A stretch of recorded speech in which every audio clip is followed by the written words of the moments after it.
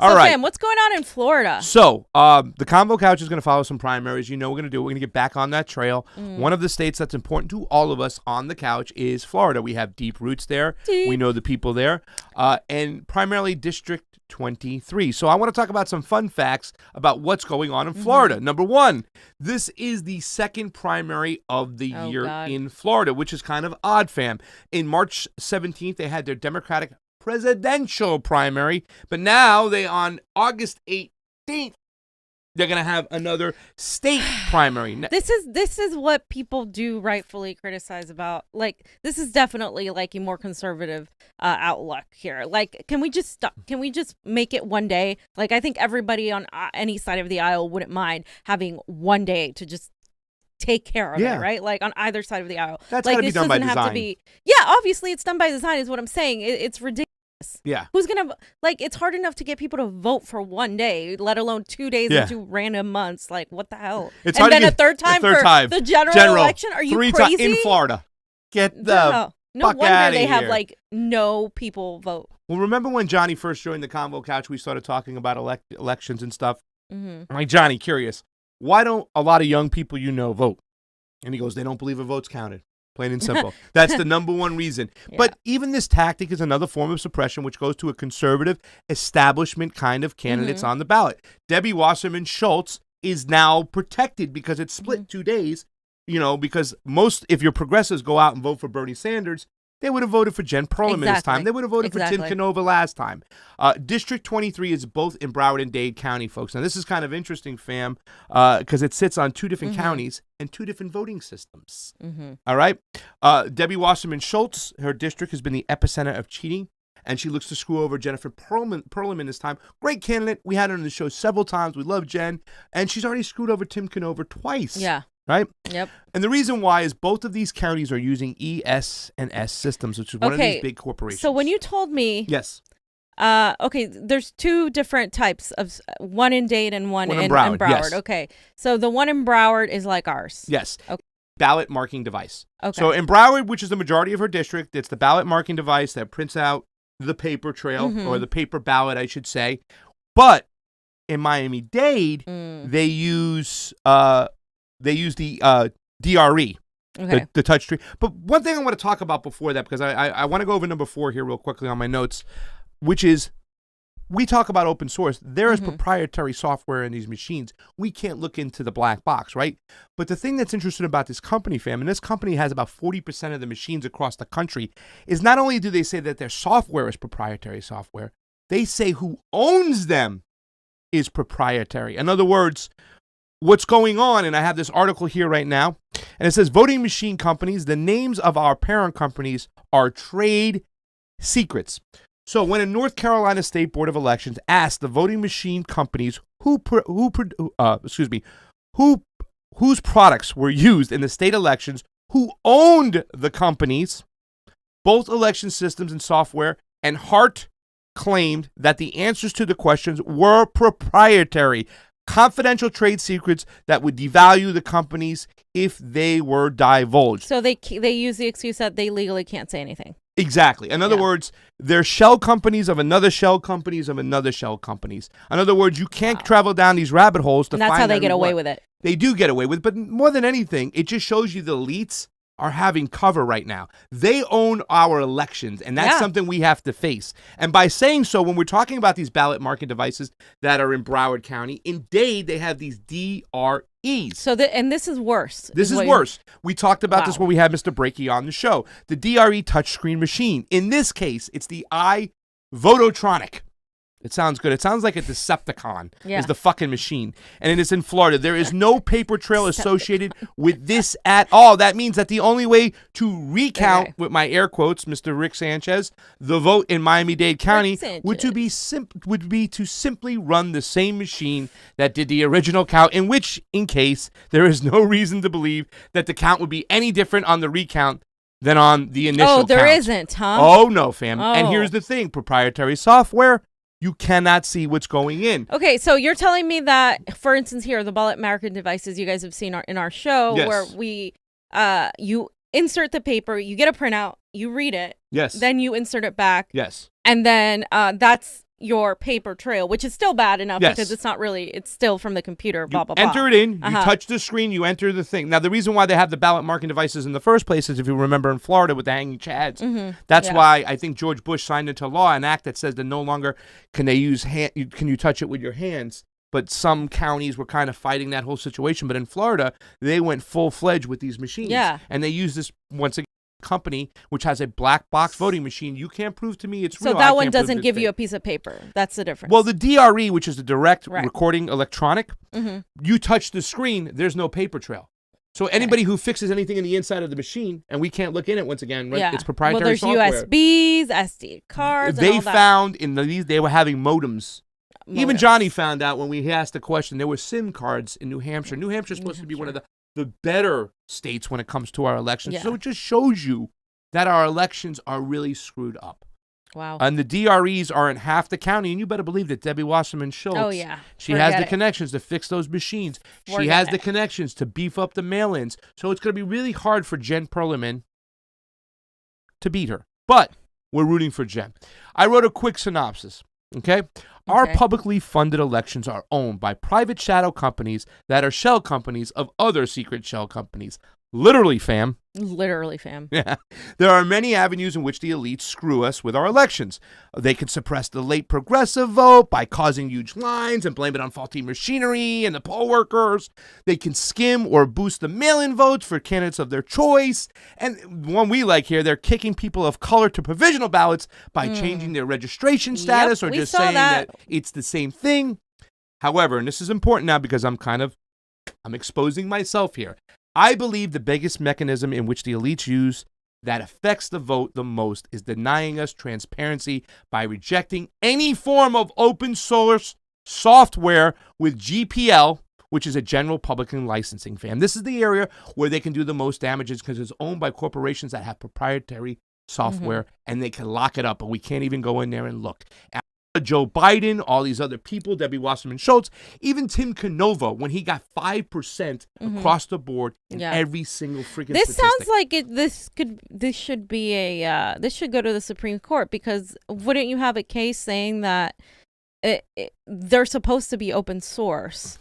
So how can proprietary software? Well, that's the thing. The trailblazer, Alex Padilla, who's like, you know what I'm saying, of Secretary of State's, was touting open source, right? Right. But we were close to the open source community here, whatnot. There's a small different. It's funny because a lot of different election integrity activists, they're in different areas. We had Breaky on the show. He's more about looking at the digital printed images, which worked in Alabama, and he caught someone. Some feel they have to go to all hand counting. There's all different mechanisms. There's a whole bunch of groups out there that are really promoted that push the Russia scare, the narrative, that kill chain fucking video and stuff like that. And it's a shame.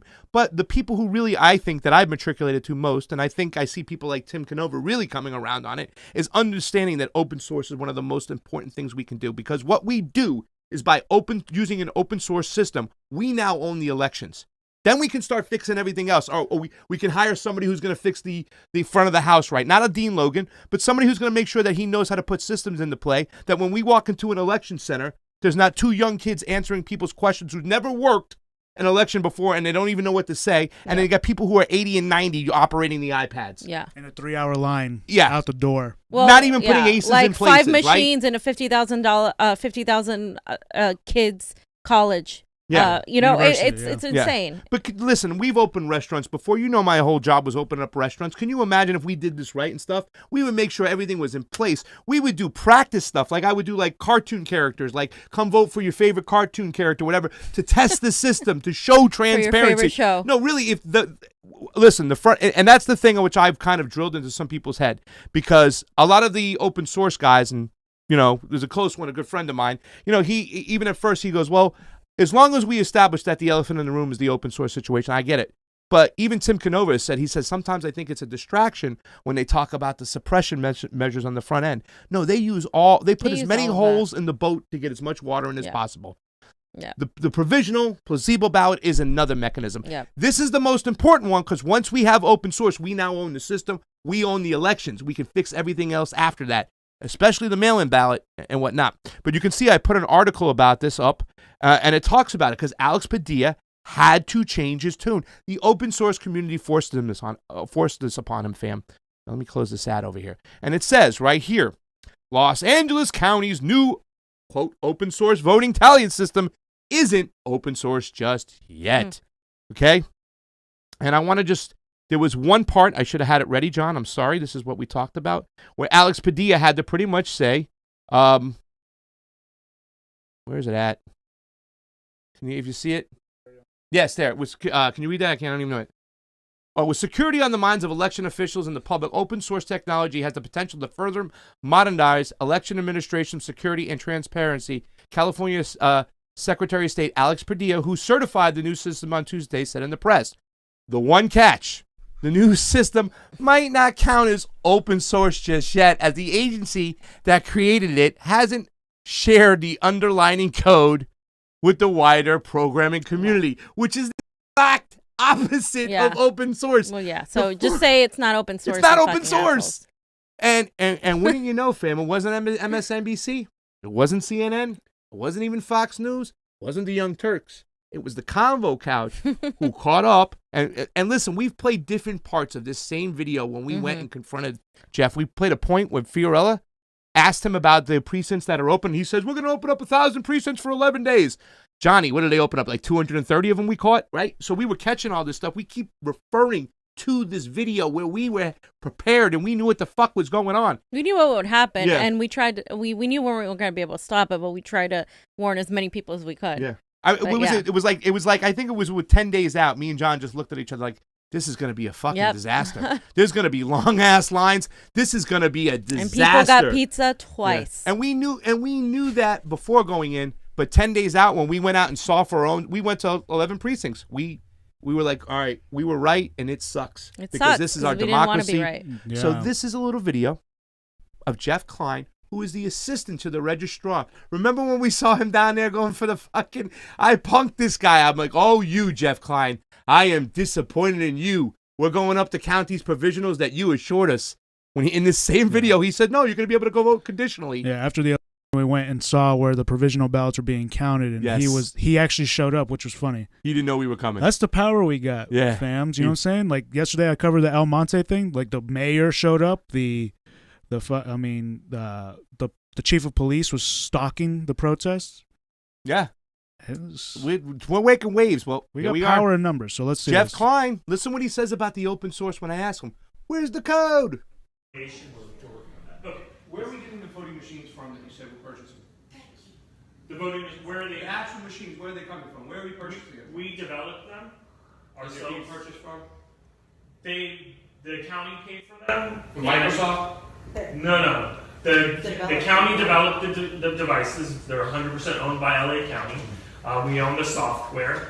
We have an advisory committee that also provided input, but it was ultimately developed in partnership with a firm called IDEO. They're a Bay Area design firm. This was actually the first elections equipment they've helped design. Yeah. And they use what's called a human-centric design. So they took a human-centric approach to designing the equipment, but it is 100% owned by us. So it's not from a. It's an open source. It's open source because Alex Padilla wrote a letter saying that it was an open source election, but it's what we found out, and he didn't respond back to the open source community that it's not a JPL, which is a general public licensing. It means there'll be some part of the software that will still be proprietary property to someone else. That therefore we cannot look into that software 100%. Is that still going on because we have not gotten the code yet? So I'm not an IT person, so I can't really get into the details that much, but I can tell you that it is open source. Is there any proprietary property in there that belongs to anybody else other than the LA County? Because that's what I am hearing, that there is property within these machines that belong to somebody else that would not allow us to look at it. It's 100% owned by LA County. Okay. What is the name of that? So once again, he said it's 100%, but once again, there's and if we go just a little bit further, John, on that, just like about 15, 20 seconds after Howard and Michelle speaks, I asked him again, like, where's the code, man?